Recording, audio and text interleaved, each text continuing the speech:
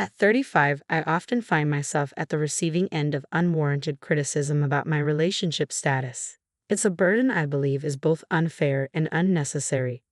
My name is Jennifer, and I've navigated life's ups and downs with grace. Once a dedicated office clerk, I now embrace my role as a housewife, cherishing the simple moments life offers.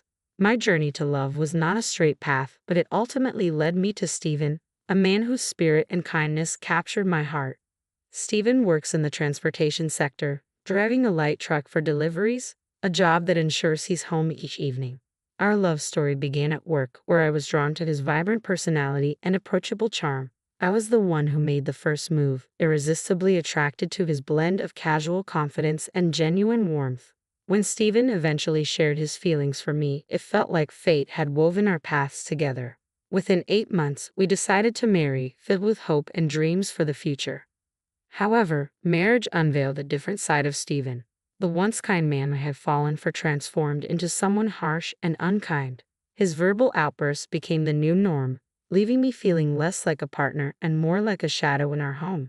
The joy and anticipation I once felt about our shared life morphed into a daily struggle for peace and respect. Despite these challenges, I remained hopeful, expressing a desire to contribute financially to our household. I envisioned a partnership where we could both work, save, and perhaps prepare for a family. But when I shared this idea with Stephen, his reaction was far from supportive.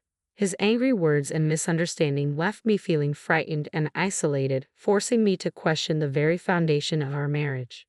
Stephen's unpredictable moods and growing suspicion created an atmosphere of constant tension. I found myself walking on eggshells, fearful of triggering his next outburst.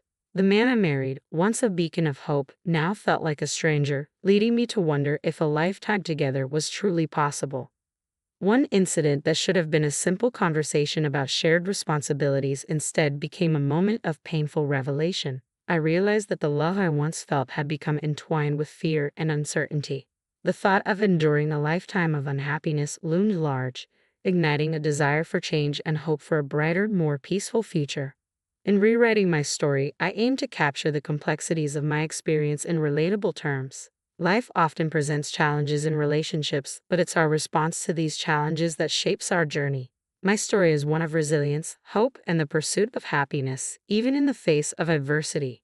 Joining Stephen's family brought unexpected happiness and a sense of belonging. He was the kind of person who kept his personal life private, rarely introducing girlfriends to his family. So when we got married, it felt like a celebration, not just for us, but for his family too.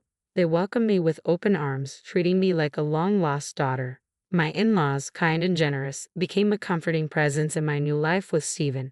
Thanksgiving at my in-laws' place was particularly special, a time filled with warmth and laughter. My relationship with Stephen's parents was a silver lining amid the more challenging aspects of our marriage. Yet during one family gathering, an unexpected turn of events revealed the complexities of my situation.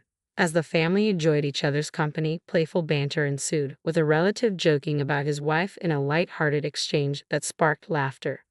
However, when Stephen joined in, the tone shifted.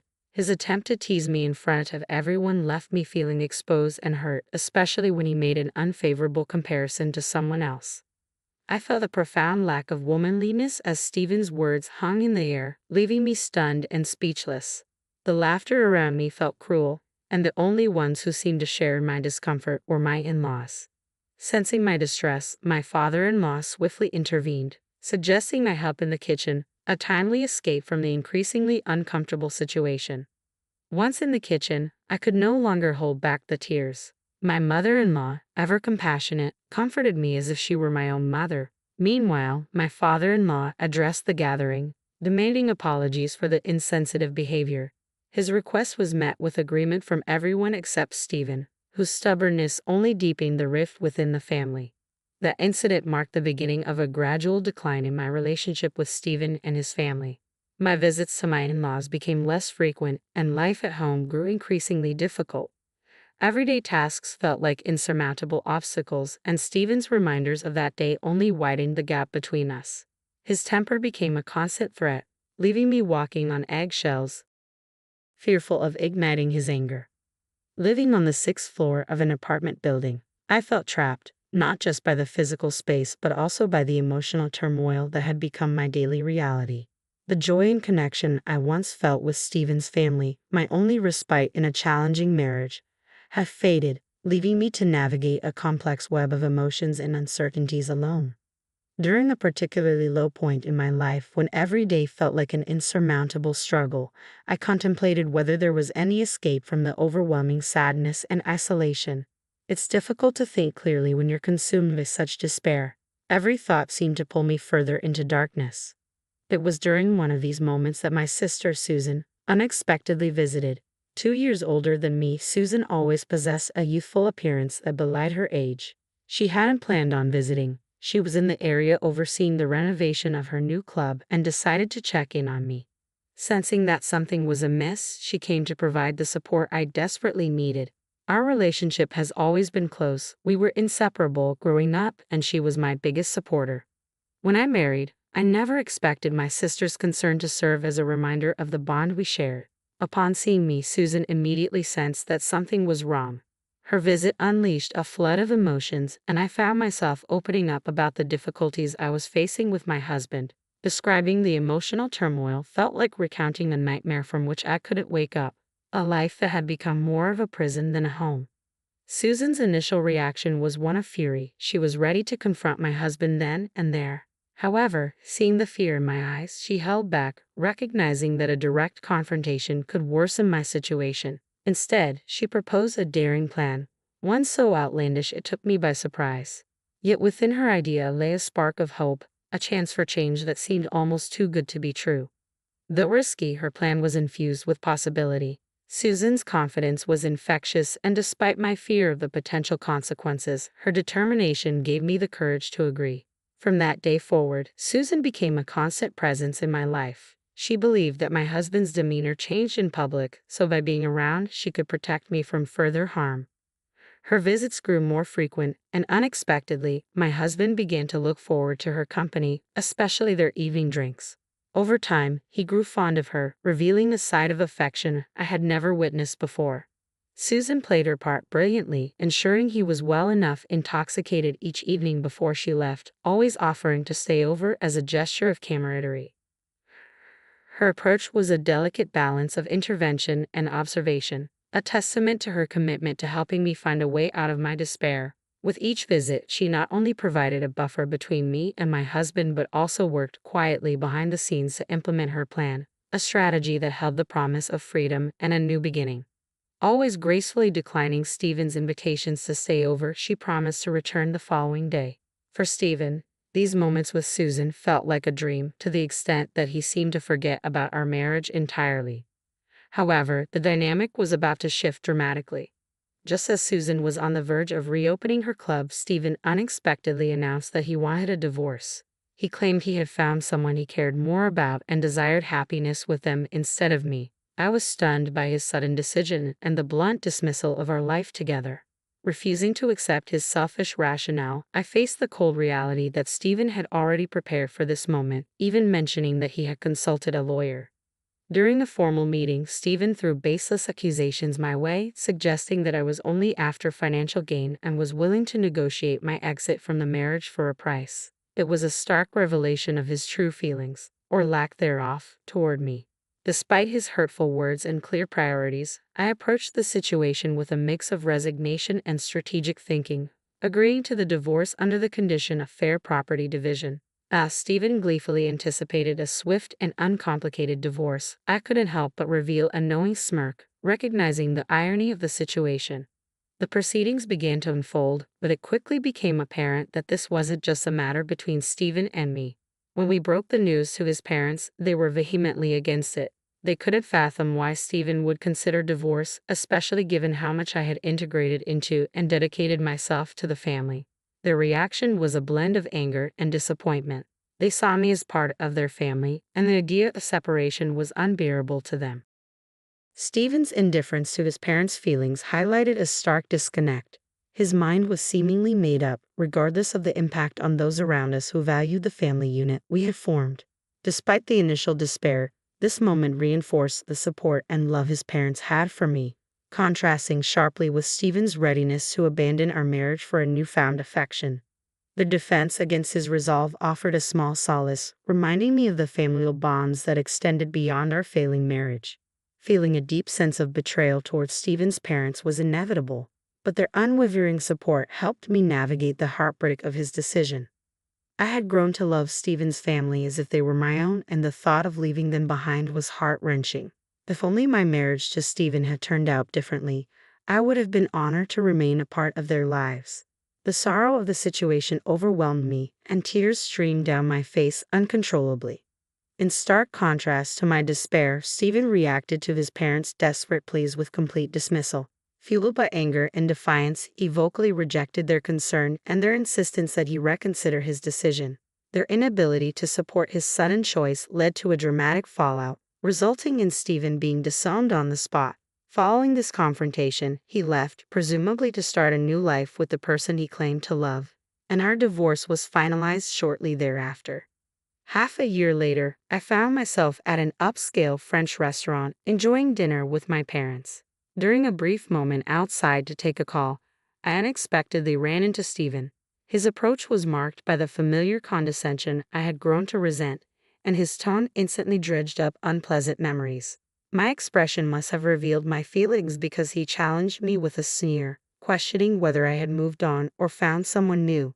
His mockery was a painful reminder of the man I had come to know during our marriage, someone whose true colors were hidden until it was too late. Before I could respond to his provocations, Susan appeared, her timing impeccable. Just as Stephen was about to boast about his new life, the smugness on his face was evident as he announced their plans to marry, wrapping an arm around her in a possessive gesture. I stood there composed, refusing to let his words or actions disturb me. My response was a silent, steely gaze, even as he flaunted his relationship with Susan, believing he had triumphed over me. Stephen's grin suggested he had won some victory, not only in life but also in love, as if his new relationship with Susan validated his choices. However, it was clear he remained oblivious to the true impact of his actions, the pain he had caused, and the relationships he had strained. He looked at me, expecting a reaction, but I remained unflustered, watching the scene unfold with calm detachment. I understood that the value of one's life and happiness cannot be measured by another's perceptions or spiteful remarks. In a twist that felt straight out of a drama, Susan coolly withdrew from Stephen's grasp and delivered a stunning revelation. She had no intention of marrying him. Her declaration left Stephen in a state of shock, his face a mixture of disbelief and confusion as he struggled to process her words. I couldn't help but let out a mockingly confused laugh as the carefully orchestrated scheme began to unravel before us. Stephen stood there, utterly bewildered, questioning the reality of the situation, unable to comprehend that Susan and I had orchestrated this entire scenario. Our goal was simple: secure the divorce and ensure a favorable settlement. As I joined Susan, our shared glances were filled with amusement over the success of our plan. Even as the truth began to dawn on Stephen, he struggled to accept it. The idea that Susan, who he believed to be deeply in love with him, was actually part of a ruse to expedite our divorce and secure a better financial outcome was too much for him to bear. His protests were met with feigned innocence and calculated responses from Susan, who maintained the act of having entertained him only as a client, never harboring any real affection. Her explanation, dripping with mock sympathy, was the final blow to Stephen's ego. She clarified that her interactions with him were strictly professional, a necessary facade to ensure the success of our plan. Stephen's reaction unfolded publicly, a chaotic mix of anger and disbelief as he voiced his outrage, unable to accept that he had been manipulated for the past 8 months. Amidst his tirade, Susan delivered a sharp retort, highlighting the absurdity of his expectations.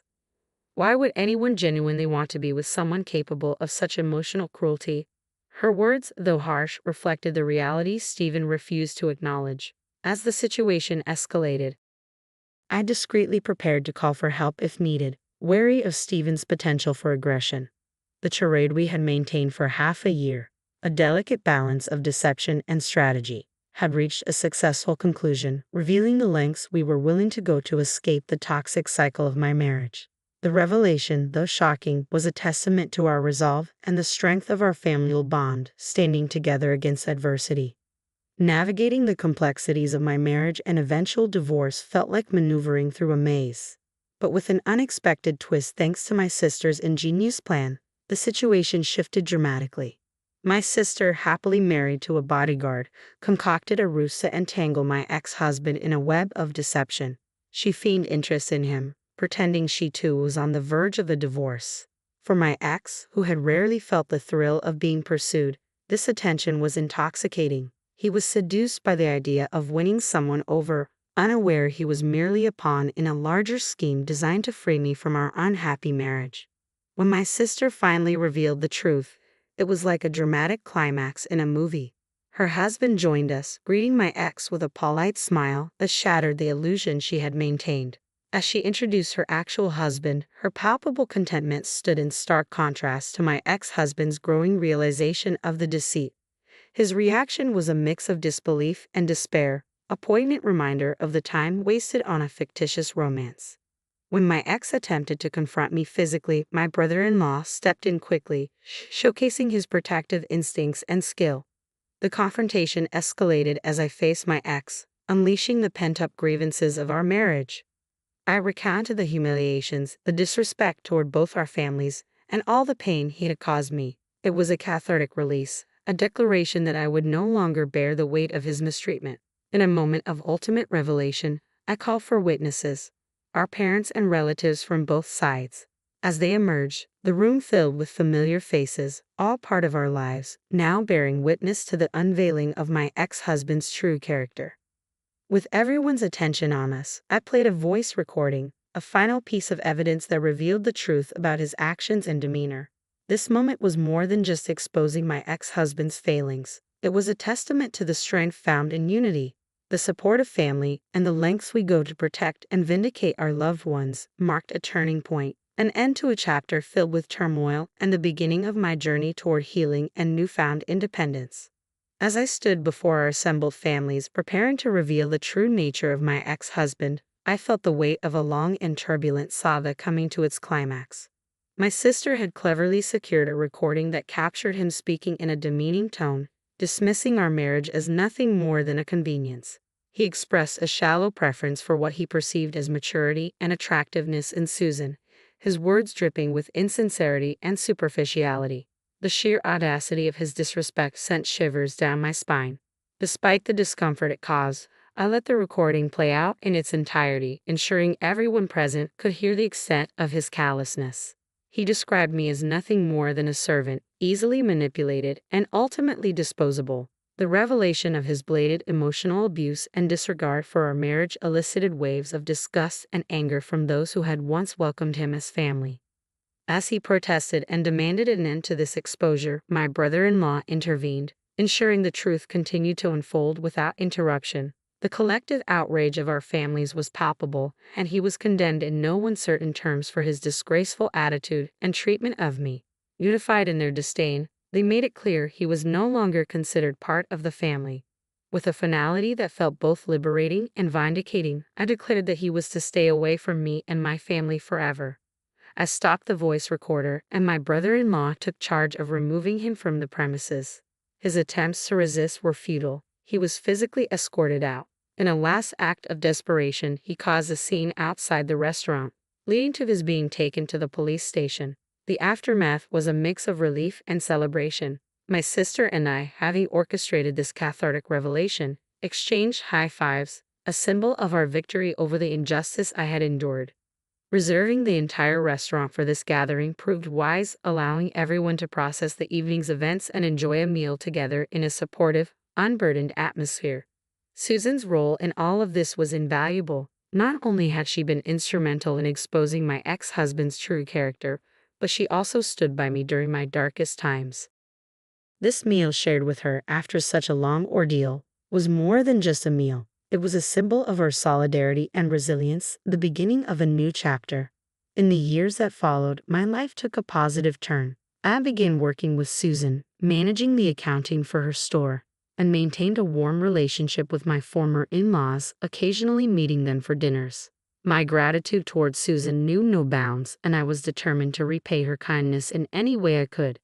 As for my ex-husband, Any attempts to intimidate or harass were swiftly dealt with by my brother-in-law, ensuring he never dared to trouble us again. It has been 11 years since those tumultuous days, and now, as I work alongside Susan, I'm reminded of how far I've come and the strength we found in each other. Every day, I'm committed to doing my best, grateful for the support and the second chance at a life free from the shadows of the past.